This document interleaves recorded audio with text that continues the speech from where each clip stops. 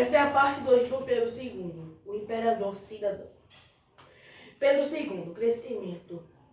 Pedro II e a política. No início da década de 1850, o Brasil gozava de uma estabilidade interna. A nação estava sendo ligada a mais de um ponto a outro através de linhas férreas, telegráficas e de navios a vapor, unindo a uma única entidade.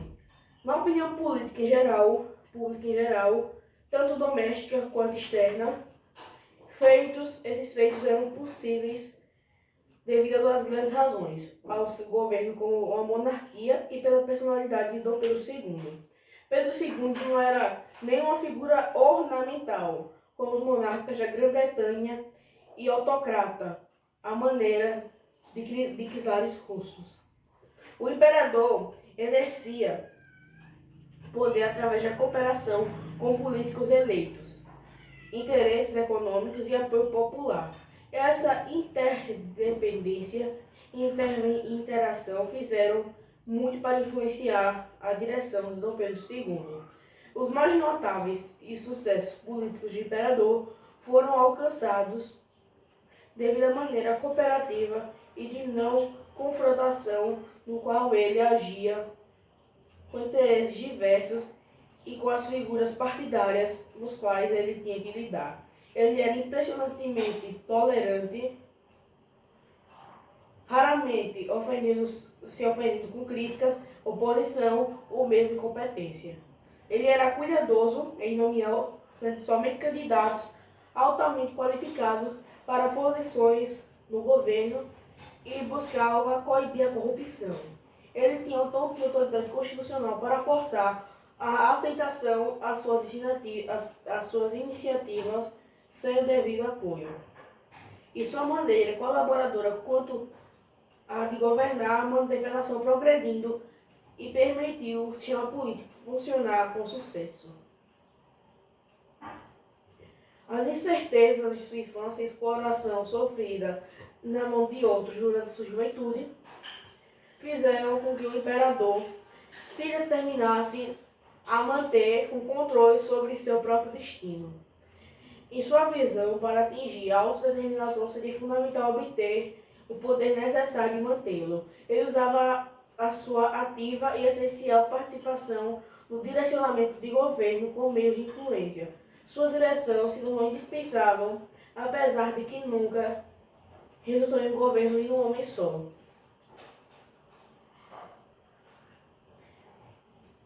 O imperador respeitava as prerrogativas da legislatura. Mesmo quando os políticos resistiam, postergavam ou frustravam seus objetivos e suas nomeações. O sistema político nacional brasileiro assemelhava-se ao de outras nações parlamentaristas. O imperador, como chefe de Estado, pediria o membro do Partido Conservador ou Partido Liberal para formar um gabinete. O outro partido formaria a oposição na legislatura, como um contrapeso ao novo governo. Em seu manejo de dois partidos, ele tinha que manter uma reputação de imparcialidade, trabalhar de acordo com a vontade popular e evitar qualquer tipo de imposição flagrante de sua vontade na cena política. A presença de Dom Pedro II na cena política era muito importante para a estrutura do governo, além de que também incluía o gabinete de ministros, a Câmara dos Deputados e o Senado. Os últimos dois formavam a Assembleia Geral ou o Parlamento. A maior parte dos políticos apreciavam e apoiavam o papel do imperador. Muitos haviam vivido durante o período regencial, quando a falta de um monarca que poderia manter-se acima do interesse mesquinhos e próprios, e levou a anos de luta entre facções políticas. Suas experiências com a vida pública criaram neles a convicção de que o imperador era indispensável para a paz e prosperidade permanente no Brasil. Vida pessoal. O casamento de Dom Pedro II e Teresa Cristina começou mal, como já havia dito no vídeo anterior. Com a maturidade e paciência e o nascimento de seu primeiro filho, Afonso, o relacionamento melhorou. Mais tarde, Teresa Cristina teve outros 3 filhos, Isabel, Leopoldina e, por último, Pedro, em 1848. Contudo, ambos os meninos morreram na infância, que devastou o imperador. Além de sofrer como pai, sua visão do futuro do império mudou completamente. Apesar de sua afeição por suas filhas, não acreditava que a princesa Isabel, apesar de sua herdeira, teria qualquer chance de prosperar no trono. Ele acreditava que o sucessor precisava ser um homem para que a monarquia fosse viável. Ele passou cada vez mais a enxergar o senhor imperial como inexoravelmente preso a si, que não sobreviveria à sua morte. Isabel, aí sua irmã, receberam educação excepcional, apesar de não terem sido preparadas para governar sua nação. Pedro II excluía deliberadamente Isabel da participação nos negócios de governo. Por volta de 1850, Pedro II começou a ter casos discretos com outras mulheres. A mais famosa e duradoura dessas relações envolveu Luísa Margarida de Barros, Portugal, a Condessa de Barral, com quem ele formou uma relação de amizade romântica íntima, não adúltera. Posteriormente, nomeou uma das suas filhas em novembro de 1856. Por toda a sua vida, o imperador manteve a esperança de encontrar a sua alma gêmea, algo que ele se sentia ter roubado de si. Ao ser obrigado a casar por razões de Estado com uma mulher pela qual nunca teve paixão. Isto é apenas um dos exemplos que ilustram a personalidade do imperador, que era Dom Pedro II. Que levava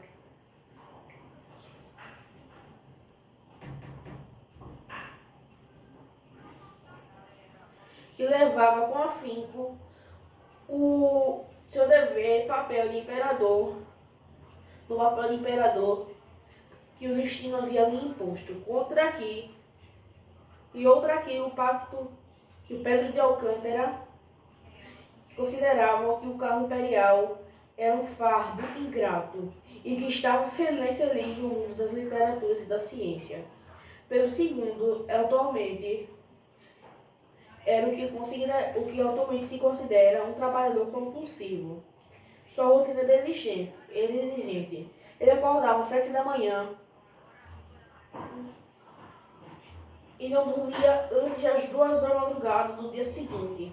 O seu dia inteiro era reservado para negócios de Estado e pouco tempo livre disponível e era gasto lendo e estudando. O imperador vestia diariamente com uma simples casaca, calça e gravata pretas. Para ocasiões especiais, ele usava um uniforme de gala e só aparecia com o vestido com o manto imperial e portando uma coroa e cetro. 2 vezes no ano, abertura e encerramento da Assembleia Geral. Então ele só aparecia vestido com o manto imperial e a coroa e cetro 2 vezes no ano, só 2 vezes no ano, porque ele ia ver a abertura e o encerramento da Assembleia Geral. Pedro II obrigava políticos e funcionários públicos a seguirem os seus exemplos de padrões exigentes. O imperador exigia que os políticos trabalhassem 8 horas por dia e adotou uma política exigente de seleção de funcionários públicos baseada na moralidade e mérito. Para estabelecer o padrão, ele vivia de forma simples. Bailes e eventos da corte cessaram após 1852. Ele recusou as reiteradas propostas para aumentar o valor de sua lei civil. Aqui está aqui o lucro dele, aqui a lixa civil dele, que era $800 mil, 800 milhões de dólares, 800 mil dólares por ano, cerca de 400 dólares ou 90 mil euros em 1840, certo? Então vamos lá. Ele ganhou o prêmio de patrono das artes e das ciências e até o Charles Darwin disse: temos reconhecido Pedro II como o melhor imperador para a ciência. E ele ainda disse o seguinte: se ele não fosse imperador, ele queria ser professor.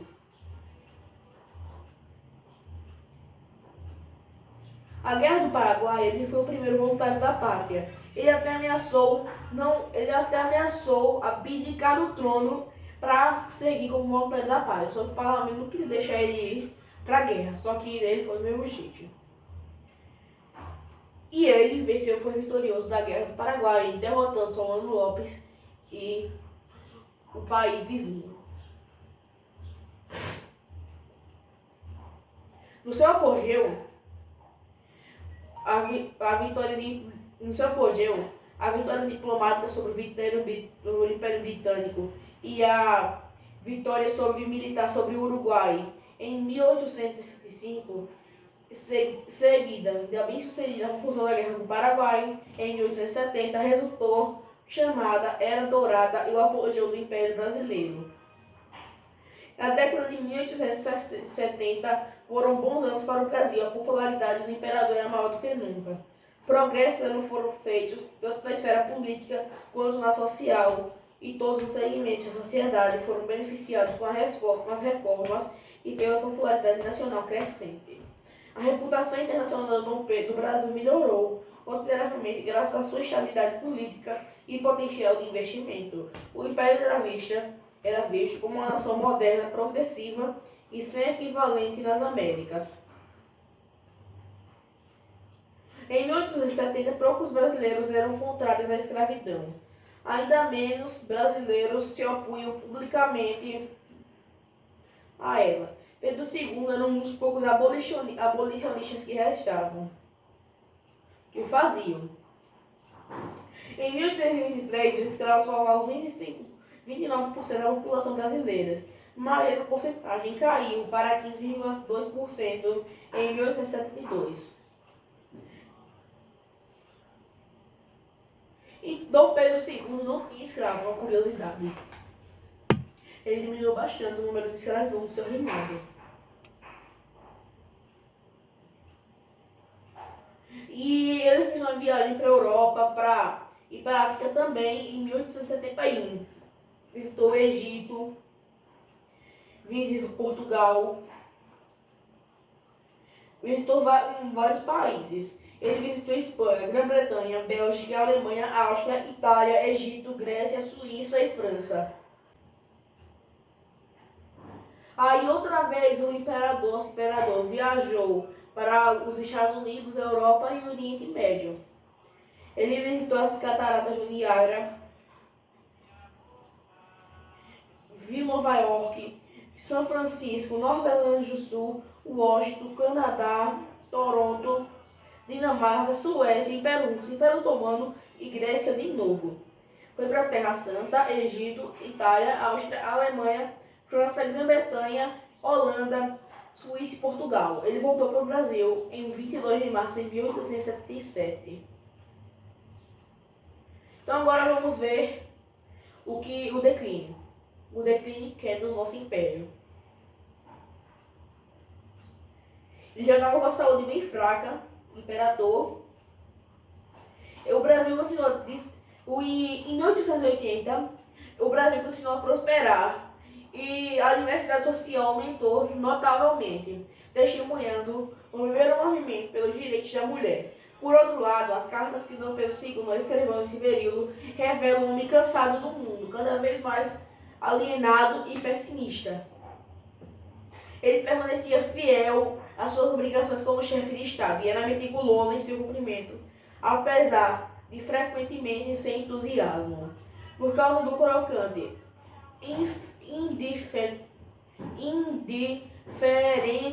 indiferentismo do imperador pela sorte do destino do regime.